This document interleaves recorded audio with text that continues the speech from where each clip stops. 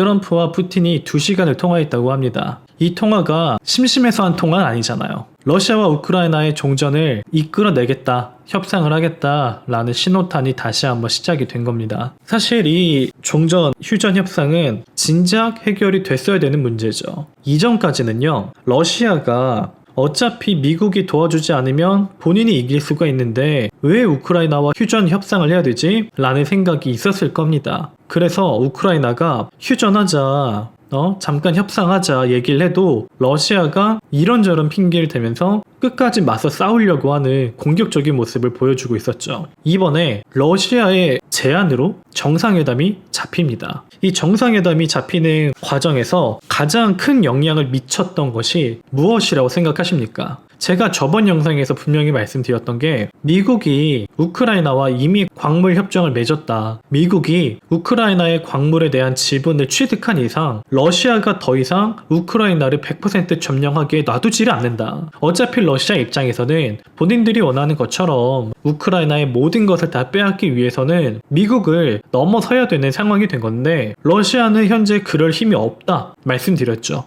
미국도 진짜 본인들이 얻을 게 하나도 없겠다 싶으면 우크라이나를 도와줄 필요가 없습니다. 하지만 미국과 우크라이나의 광물 협정이 맺어진 순간 우크라이나가 살아있고 우크라이나가 광물 협정에 계약을 수행할 수 있는 상태여야지만 미국이 얻어갈 수 있는 게 극대화가 되기 때문에 러시아가 우크라이나를 마음대로 요리할 수 있게 내버려 두지 않을 거다. 제가 저번 영상에서 말씀을 드린 거죠. 시간이 지나서 이 생각을 저만 갖고 있는 게 아니라 푸틴도 당연히 갖고 있을 거라 봅니다. 푸틴도 저 협정을 맺었으면 이제 우크라이나를 100% 다 뺏어먹기는 글렀겠구나. 저는 생각을 했으리라 봅니다. 그 증거로 광물 협정이 끝나고 얼마 시간이 지나지 않아서 우크라이나에게 정상회담 요청을 한 거고요. 비록 우크라이나와 러시아의 정상회담이 본격적으로 이루어지진 않았지만 트럼프 대통령과의 2시간의 이 통화가 많은 변화를 가져올 것이라는 것을 시사한다고 봅니다. 러시아는요, 세계 2위 군사력을 가진 국가예요. 푸틴 입장에서는 우크라이나의 대통령이 본인과 동급이라고 생각을 하지 않을 겁니다. 한참 등급이 떨어지는 나라의 대통령이라고 생각을 할 거예요. 즉 정상회담이라고 해도 본인과 1대1로 독대를 할 만한 위치가 아니기 때문에 젤렌스키와 1대1로 정상회담을 하려고 하지 않는 거예요. 그렇기 때문에 지난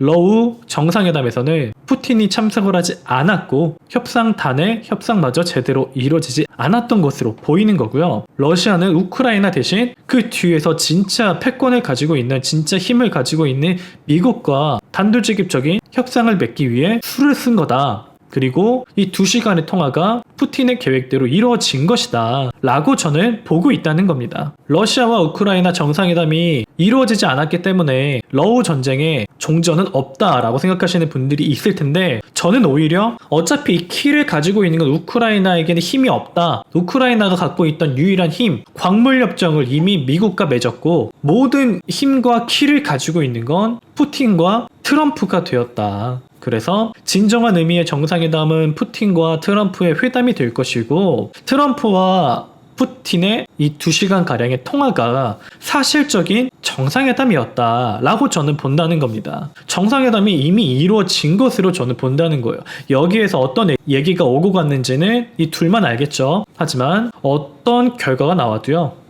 젤렌스키 입장에서는 우크라이나 입장에서는 결국엔 따라갈 수밖에 없을 겁니다. 미국의 원조 없이 우크라이나는 러시아에게 이기지 못해요. 하물며 미국이 단순하게 우크라이나의 지원을 포기하는 것뿐 아니라 러시아에게 도움이라도 준다면 우크라이나는 사실상 현재보다 훨씬 더 큰 패배를 맛보게 될 겁니다. 누구나 알고 있는 사실이에요. 우크라이나 대통령 당연히 알고 있는 사실이겠죠. 러시아와 푸틴과 트럼프의 협상이 우크라이나에게 불리해도 우크라이나는 결국엔 따라갈 수밖에 없을 것이다 라고 말씀을 드리는 겁니다. 그래서 이 회담이 러우 전쟁의 종전, 휴전을 가시화시켰다라고 저는 판단을 한다는 겁니다. 자, 그러면 러우 전쟁이 끝나간다는 건 알겠다. 그게 SG 상승에 보장해주지 않지 않느냐. 당연히 보장은 해주지 않습니다. 다만 SG는 손 놓고 있지 않았습니다. 전쟁이 끝나는 순간 확실한 주가 상승을 만들어내기 위해 물밑 작업을 아주 열심히 하고 있다 이 말이에요. 제가 SG는 현재 주가를 벗어나기 위한 노력을 할 수밖에 없다라고 말씀드린 거 기억하십니까? SG는 발버둥 치고 있는 거예요. 주가가 지금처럼 많이 내려오면 안 되는 기업입니다. 테마든 뭐든 주가를 끌어올릴 준비를 해야 되는 기업이에요. 전환사채와 신주 인수권 부사채라고 하는 것에 대해서는 지난 영상에서 자세하게 다뤘으니까 지난 영상 참고해 주시고요. 전환사채를 1,000원일 때 행사하는 것과 5,000원일 때 행사하는 것, 10,000원일 때 행사하는 것, SG 입장에서는 주가를 끌어올려서 주가가 많이 올라갔습니다. 전환사채 갖고 계신 분들 권한 행사하셔서 비싼 가격에 주식 매도하시죠. 이렇게 말하고 싶을 겁니다. 왜? 돈을 빌리면서 돈을 빌려주는 대가로 언제든 주식을 양도해야 되는 상황에 놓여져 있는데 주가가 실제로 보장해줘야 되는 가격보다 아래에 있으면 SG 창고에서 돈을 꺼내서 현금을 보태서 돈을 줘야 되는 상황이고 오히려 비싼 가격에 매도할 수 있게 만들어주면 본인들의 현금이 아니라 뒤늦게 들어오는 개미들에게 물량을 떠넘길 수가 있는 상황이기 때문에 어떻게든 주가를 끌어올려서 쌓여있는 전환사채 물량을 털어내려고 노력할 거라고 말씀을 드렸습니다. 어떻게든 시주 입장에서는 주가를 끌어올려야 되는 상황이고 러우 전쟁만큼 달콤한 테마가 없기 때문에 이 기회를 놓치지 않을 거다라고 말씀을 드리는 겁니다. 우크라이나 재건청과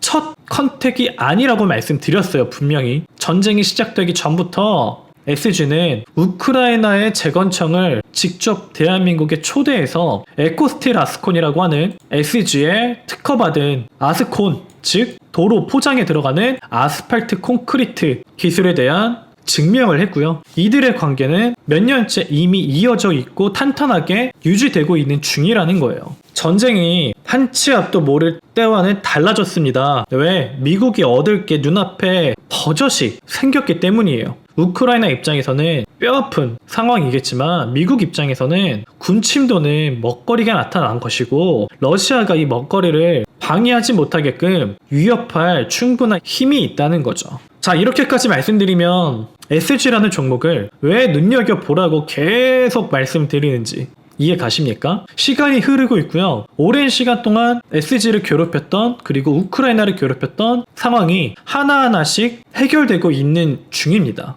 포기할 거 포기하고 얻을 건 얻으면서 하나씩 묶인 실타래를 풀어가듯 해결이 되고 있는 상황이니 외면하지 마시고 지금부터는 SG 반드시 눈여겨봐야 된다고 말씀을 드리는 겁니다. 무시하지 마세요. 지금 이 영상을 클릭하시고 들어와서 제 목소리를 듣고 있다. SG를 왜 눈여겨봐야 되는지를 정답지를 여러분 귀에 제가 꽂아드리고 있는 지금 이 순간을 이 영상을 만난 것을 감사하시게 될 날이 올 겁니다. 러시아와 우크라이나가 전쟁이 종료가 됐다. 종전, 휴전 협상했다. 뉴스가 나온 뒤에 움직이려고 하십니까? 그때 움직이시는 분들은 미리 제 영상을 보고 SG를 담아두셨던 분들이 파는 물량을 사는 꼴밖에 안 될 겁니다. 반대로 지금부터 꾸준히 제 말대로 SG 눈여겨보시고 담아두시고 김서월이 하는 말이 맞다. 진작부터 저를 믿고 따라와 주시는 분들은 뒤늦게 들어오시는 분들에게 비싼 가격에 물량 팔 수 있게 될 거예요. 제가 SG 주가의 상승을 보장하는 건 아닙니다. 제가 책임을 지진 않아요. 다만 SG가 정말 상승할 가능성이 높을 수밖에 없는 이유에 대해서 목놓아 말씀을 드리고 있는 것이니 귀담아 들으시고 큰 수익 가져가시길 바라겠습니다.